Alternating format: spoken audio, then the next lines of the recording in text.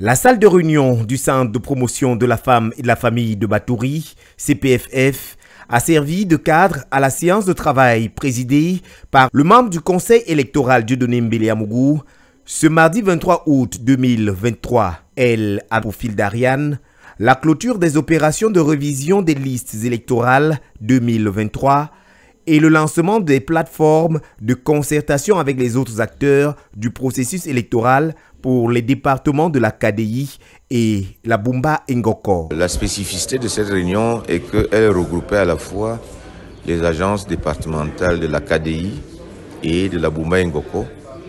Et le résultat était le même. Nous sommes venus voir le nombre d'inscrits, le nombre de cartes distribuées. On prépare aux travaux les chefs d'agence départementales des circonscriptions concernées, le chef d'antenne communale, ainsi que les représentants des forces de maintien de l'ordre, en présence du deuxième adjoint préfectoral de Batouri, représentant le préfet des CA empêchés, et celle du président des tribunaux d'instance de Batouri. Nous sommes satisfaits également de la participation, parce que nous avons enregistré les partis politiques qui étaient représentés, les chefs traditionnels qui étaient là. L'autorité administrative au plus haut niveau a été représentée par un de ses collaborateurs. Nous avons également eu la justice qui a envoyé un magistrat qui est le président de la commission départementale de supervision.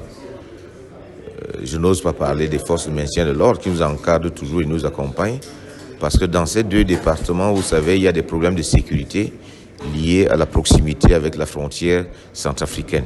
Après la lecture des rapports d'activité par les chefs d'agence et de l'exposé de la déléguée régionale Élection Cameroun-Est sur la rédaction des rapports d'activité. À ce jour, nous sommes à 1706 inscrits dans le département de la KDI et nous avons un objectif de 4000 personnes à inscrire. Nous voulons donc demander à la population de la KDI, du département de la KDI, de bien vouloir se mobiliser pour le reste de ces une semaine à s'inscrire pour ceux qui ne sont pas encore inscrits et qui sont en possession de leur carte nationale d'identité, afin que nous puissions atteindre au moins la moitié des objectifs qu'on nous a donnés, au moins ces 2000 inscrits pour cette année 2023. Prenant la parole pour la clôture, le membre du conseil électoral a exhorté ses collaborateurs de démembrement à redoubler d'ardeur au travail pour atteindre les chiffres escomptés au soir du 31 août, date de clôture du processus de révision des listes électorales au Cameroun pour cette année.